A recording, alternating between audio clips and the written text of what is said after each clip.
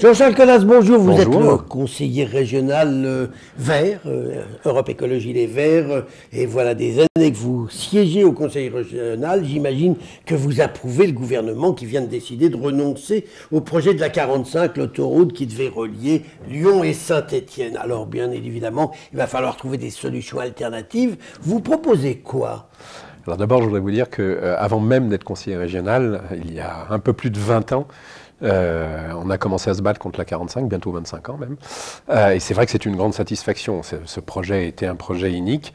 Maintenant, ça ne veut pas dire qu'il n'y a pas de souci de mobilité entre l'agglomération de Saint-Étienne et l'agglomération de Lyon. Vous êtes lucide là-dessus. Tout à fait.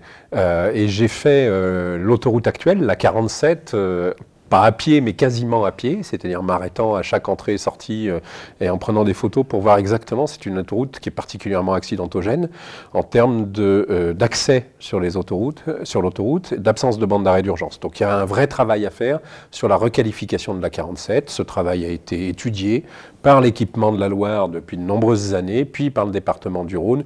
On va dire qu'il tourne autour de 300 millions d'euros de travaux, non pas pour agrandir la 47, même si on a su le faire d'ailleurs au moment de la Coupe du Monde entre Saint-Chamond et Saint-Étienne, mais pour la sécuriser et la fiabiliser. C'est le premier enjeu. Alors 300 millions d'euros, on va les trouver où? Parce que c'est quand même beaucoup de sous. Alors ça, j'y viendrai après. Bon. Mais c'est un enjeu essentiel, vous avez raison. Le deuxième enjeu, c'est qu'il y a sur cette autoroute à peu près autant de voyages par jour qu'il y a 30 ans, c'est-à-dire autour de 70 000. Ça explique pourquoi, pour vous, il ne fallait pas faire la 45, puisque ceux qui voulaient la 45 disaient qu'il faut la faire parce qu'on aura 100 000 voyages dans quelques temps. Exactement. Le projet de la 45 est un vieux projet. Et donc, il y a 35 ans, les gens ont dit « Oulala, le trafic va augmenter jusqu'à 100 000, donc il faut une deuxième autoroute ». Or, le trafic n'a pas augmenté. Il stagne depuis 30 ans, autour de 70 000 voyages par jour. Et ça bouchonne. Mais ça bouchonne essentiellement quand il y a un accident, un véhicule en panne. Comme il n'y a pas de sortie possible, de bande d'arrêt d'urgence, etc., ça entraîne tout de suite un bouchon. Enfin, voilà. Le matin... Et puis ça bouchonne, effectivement, à Givors notamment, au pont de Chasse, tous les jours, parce qu'il y a, aux heures de pointe, un flux important. Donc tout ça est à traiter. Mais par ailleurs, il y a aussi une voie ferrée entre Saint-Étienne et Lyon, voie ferrée qui a été rénovée il y a une quinzaine d'années, électrifiée, qui est à double voie et qui aujourd'hui a environ 25 000 voyages par jour. Et c'est là où vous voulez faire un RER?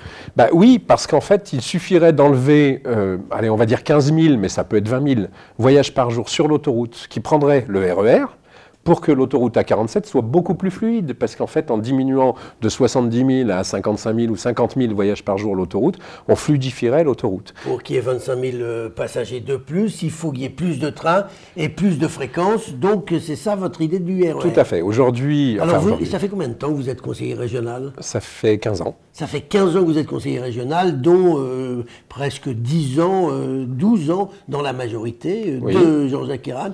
Pourquoi vous ne l'avez pas fait? Attendez, c'est bien gentil de nous dire qu'il faut le faire. Vous étiez au pouvoir pendant 12 ans et vous ne l'avez pas fait. Vous avez complètement raison. Mais vous n'avez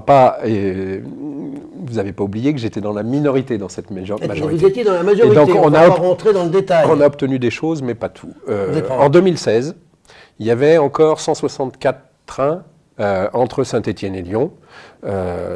Aujourd'hui, on doit être à 115 à peu près. Oui, donc on en a baissé. On a baissé fortement, sous prétexte qu'on avait augmenté la taille des trains, donc on n'avait plus besoin de faire autant de trains.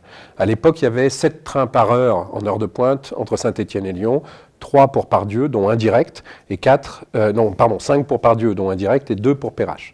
Bon, il y a une infrastructure qui existe, qui est saturée du côté de Pardieu, mais par contre, qui peut largement augmenter du côté de Perrache. Et puis, il n'y a pas que Saint-Étienne-Lyon. C'est-à-dire les usagers de l'autoroute actuelle à 47, ils ne font pas Saint-Étienne-Lyon. La majorité, ils font ce qu'on appelle du cabotage, c'est-à-dire qu'ils se promènent entre les différentes villes, entre Saint-Étienne et Lyon.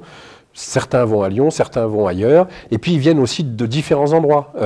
Ils prennent le train dans la vallée du Gier, mais ils viennent du Pilat, des monts du Forez, etc. Donc il y a d'autres solutions à proposer, notamment... On va pas rentrer dans le détail parce qu'on n'aura pas le temps ce matin, mais vous avez des idées pour régler l'ensemble de ces problèmes, pour que les gens utilisent plus les transports en commun. En fait, il faut faire un véritable RER sur l'ensemble du bassin du Gier, et y compris vers Condrieu. Très rapidement, tout ça va coûter beaucoup d'argent. Non. beaucoup moins qu'une A45. C'est-à-dire qu'en fait, en termes d'infrastructure, il y a très peu à investir dans le ferroviaire. Par contre, ça coûte en exploitation.